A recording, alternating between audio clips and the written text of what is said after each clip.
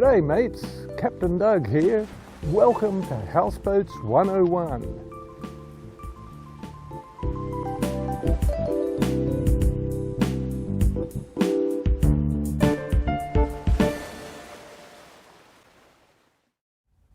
Welcome back. In this episode, I'm going to go over some final thoughts that I have about owning and operating a houseboat, some of the things I did right and some of the things I did wrong.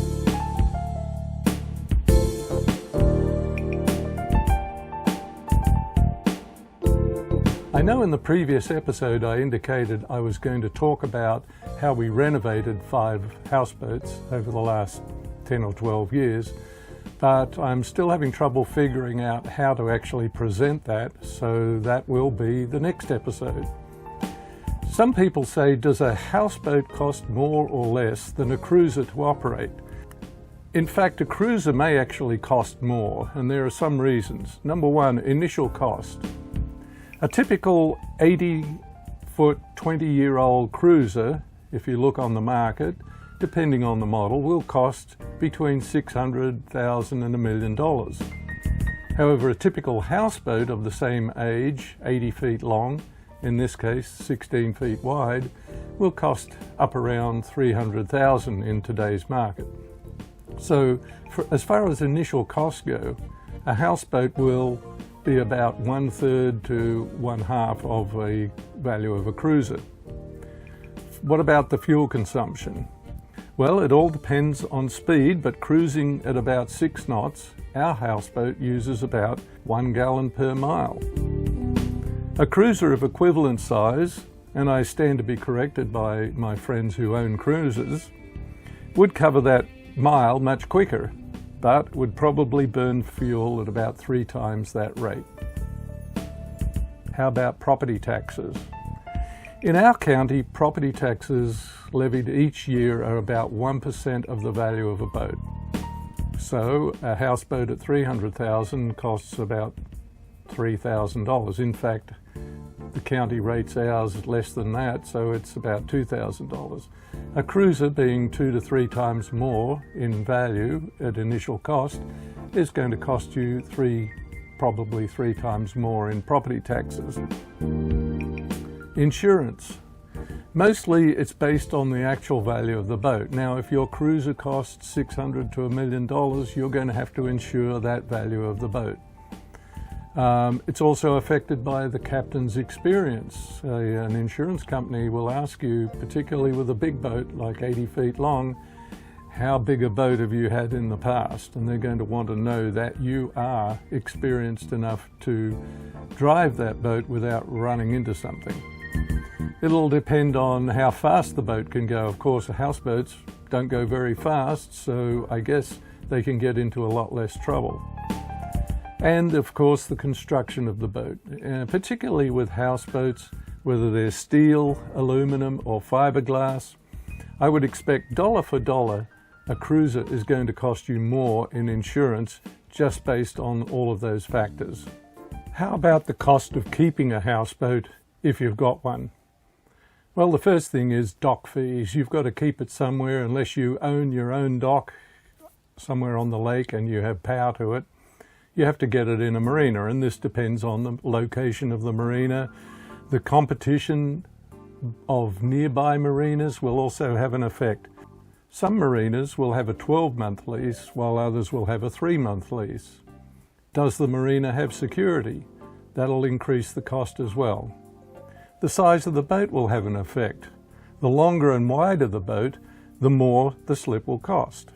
For example, in our marina, a 16 by 70 foot houseboat will cost about $1,700 per quarter, whereas a houseboat of our size, nearly 80 to 85 feet long, cost about $2,100 because the slip has to be bigger. What extras does the marina provide? Is the slip covered by a roof or open? Is it a side tie-up where you're on the outside of the dock and there's not a finger on each side of your boat, where access is only from one side, or does it have fingers on both sides? What extras do they provide? Is the slip covered by a roof Or is it open? Is the dock surface wood or is it cement tile? All of these things will have an effect. Electricity. Well, that depends on the use. Heating and cooling and hot tub are the biggest draws. Whether your boat has seasonal insulation will also have an effect on that.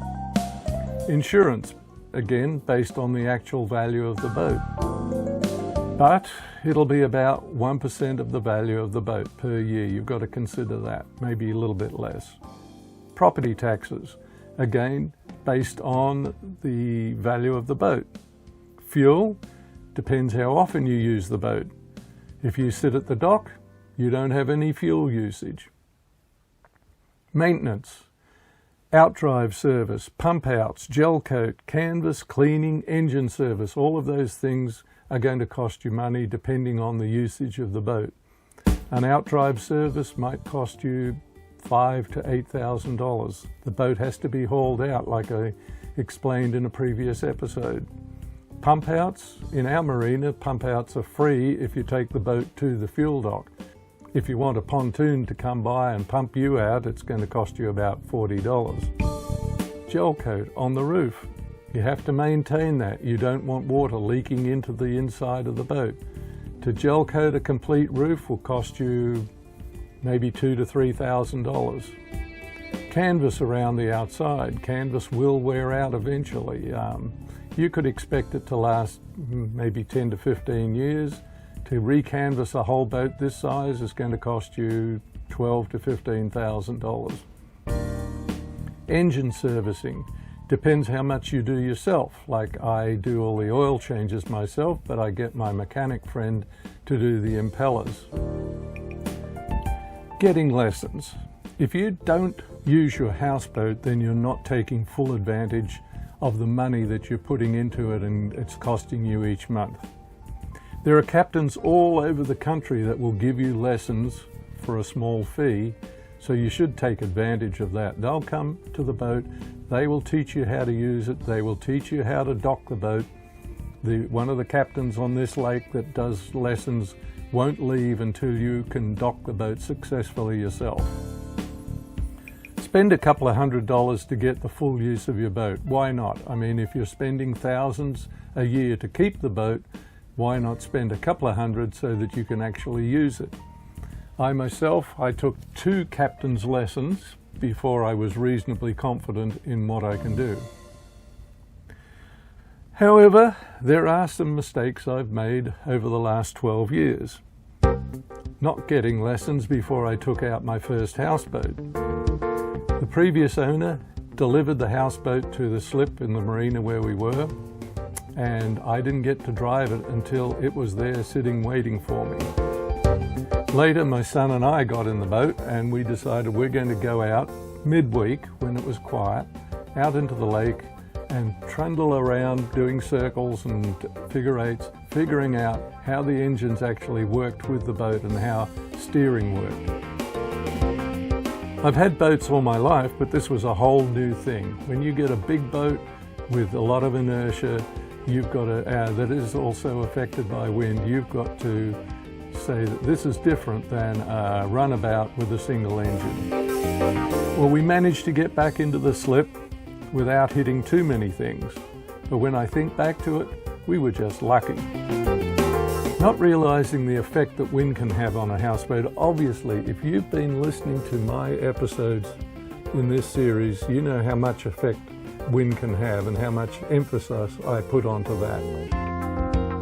One time I left the first mate of the helm when we were going from one marina to another, and I went back to use the head, and a sudden squall hit the boat, and by the time I got back to the helm, we were headed in a different direction, 90 degrees from where we were started. A sudden gust of wind had turned the boat by hitting the front cover of the boat, the front deck cover, and pushed the front around before she even realized it.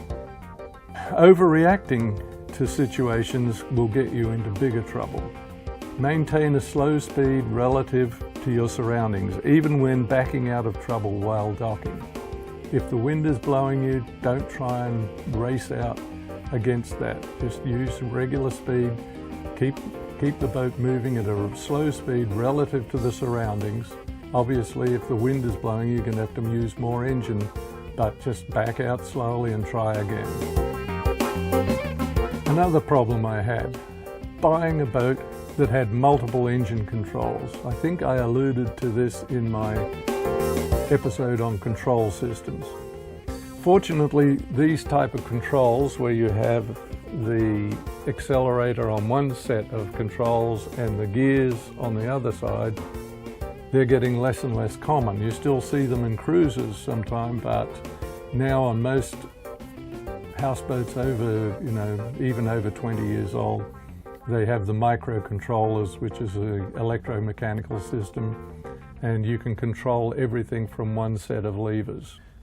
Another mistake, buying too small a boat. 10 grandchildren and 1.5 bedroom boat is not going to cut it.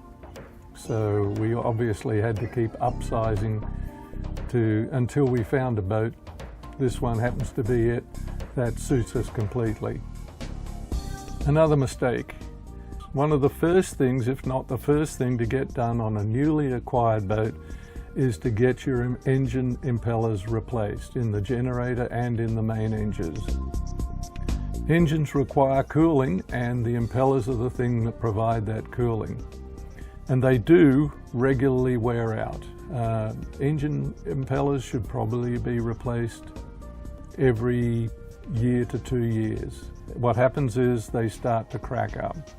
Even if the boat's just been sitting at the dock, impellers will harden because there's no water around them all the time, and they'll disintegrate the first time you start up the engines. Another mistake, hitting the dock, taking out a cleat and a bow thruster. I think I showed you pictures of that in an earlier episode, but we came in one time at the wrong angle. On my boat, the bow will actually ride up over the top of the slip, and so anything in the way, like a cleat, will get taken out. Anything underneath that bow shelf will actually get taken out too, like the bow thruster did. I almost count it as a rite of passage for a houseboat captain to hit a dock sometime. The first time I brought this boat in, I wiped out a cleat, left a couple of dents on the front. One thing good about an aluminum houseboat, they can take a hitting and keep on ticking. Using the wrong tank deodorant. Every houseboat owner will have their favorite holding tank deodorant. Some require significant oxygen reaching the tank in order to work. The bacterial type of deodorants require oxygen in the tank because you're using an oxygenating bacteria that requires oxygen to grow. If your tanks are pretty much sealed up, use a deodorant that does not try to digest the contents with bacteria but uses actual chemicals to digest the contents. Mistake, not pumping out often enough, and the tank overflowed into the hull. Like I said in the episode on plumbing, black water tank gauges rarely work. They're notoriously inaccurate. Before I realized this, on one of my boats, my tanks got too full, enough to overflow into the vent pipe of the black water tank. All the black water tanks have a vent pipe that leads to the outside, so that when you put water into the tank, there's room for the air that gets compressed to go out. Unfortunately, if your tank is full, the thing that comes out is sewerage. I would have just sent the first mate down there to clean up the mess, but she insisted I help her, so chain of command didn't work that time. 2 smaller stern ropes. Once we went out, tied up to a beach on our second houseboat, a 68-foot houseboat, and we were comfortably sitting there when we got hit by a big thunderstorm, one of those pop-up thunderstorms in Georgia. And the wind went from being just less than 5 knots up to about 25-30 knots. One of the side ropes I had out going to the beach snapped. It wasn't large enough to carry the load. Not realizing what had happened, I tried to start the engines. However, the rope on the lee side, the opposite side of the wind, The boat had moved around, allowed that rope to slacken off, and enough of it to get under the boat and around one of the propellers. We had to shut down the engines, and we had to send my son and son-in-law overboard with a knife to cut the rope off the props. Fortunately, the windward side rope was still holding enough. We got a new rope out there, and I was able to get the rope off the propellers. Not good. Keep a lookout for weather when you're out there. Watch the sky. Bring up the radar on your phone. You can see where those pop-ups are. Yelling at the crew, the first mate. That's never a good idea, particularly if she's your wife. Unless your first mate is deaf or at the other end of the boat, neither of which apply often to me. So keep calm and collected. They think you know what you're doing, even when you may not. Things to be wary of when you're looking to get a houseboat or while you're owning a houseboat. Lack of realism in your capabilities. If you're new to houseboats, start slowly and learn the ropes. Like I said, get lessons. The rusty steely might be a good price until it sinks, and then you have to cover the salvage costs. A leaky roof and wood rot. Despite being in water, houseboats are not made using pressure-treated wood. Therefore, any leaks in the roof will end up causing wood rot eventually. Keep a close eye on the state of your gel coat roof. Gel coat roofs will develop cracks over time due to the stresses of the boat moving through the water, through the wake, running onto the beach. All of these things will actually flex the roof of the houseboat a little bit. These need to be repaired as soon as you see them. Flexible sewer pipes that have never been changed. I think I've mentioned this on previous episodes on plumbing. You'll notice these by the smell they impart to the whole boat eventually. Takes time, but it'll get there. Go underneath and smell. If you're not sure about it, rub a rag on the flexible pipe and then smell the rag. You'll know if those pipes are becoming permeable. In other words, they're letting the smell through. Over-enthusiastic surveyors. You will probably, or you should, get a boat surveyed when you're going to buy it. X-raying the aluminum hull is weird, and some surveyors suggested that we do something like that. I don't know if it was X-rays or whether it was sound equipment that he was going to use. Of course, a 20-year-old engine also is going to show some change in the oil chemistry, and it's going to vary from a brand new engine, of course. So if a surveyor is comparing what they'd expect in a new engine to one that's 20 years old, doesn't mean it's about to fail. It just means things have worn a little bit and the chemistry in the oil is going to be a little different. Too many hours on the engines. Try to judge what is reasonable for the boat's age. Our boat at the moment has about 300 hours on it, which is 20 years old and 300 hours. If it's 10 years old and has several thousand hours on the engines, maybe it was a rental at one time, you may want to be a little more cautious. On the other hand, you also need to be wary of a boat that has too few hours on for its age. Oil and gasoline left in an engine unused is going to corrode and gum up engine parts. So they could be in just as much trouble as a boat that has more hours. A boat that stayed at the dock its whole life, even though the engines were never used, make sure they were regularly serviced with new oil and were regularly run. Rubber pipes around the engine will still wear out whether the boat's used or not, but especially if they're just sitting at the dock and they're left dry. A boat that's been out of the water for an extended period of time. I bought 2 boats that were out of the water on blocks at brokers. But I immediately, before the boats were put into the water, had the outdrive serviced, and this meant replacing the rubber boots on the outdrives and all the gaskets, because when they're left out of the water for any period of time, those rubber boots are going to get brittle. They're going to crack.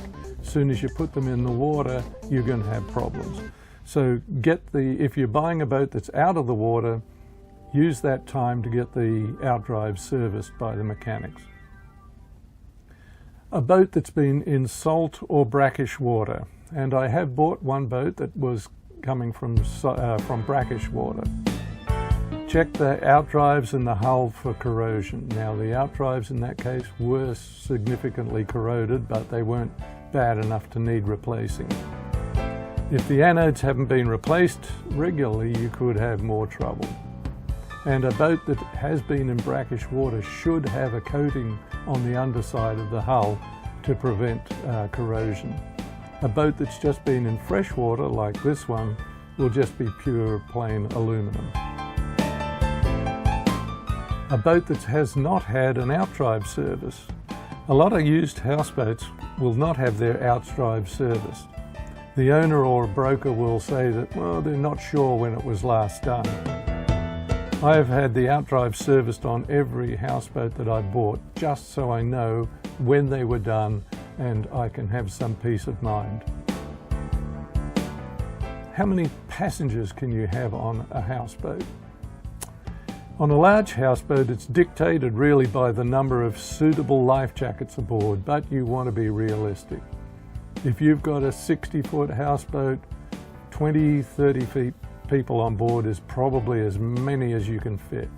On an 80-foot one like this, we've had up to 45 without any problems. You just have to have that many life jackets, because if the police or the Department of Natural Resources will stop you, they'll want to ask you, you've got a lot of people on board, how many life jackets and can we see them? Well, that's it for this episode. Probably short and sweet, but I thought I'd put down a few of these notes and observations that I have over the time that I've owned houseboats. Join me on the next episode when I promise I will get into looking at the various renovations we did on actually 6 houseboats, 5 of them we've owned, and show you how we did it. Cheers, mates.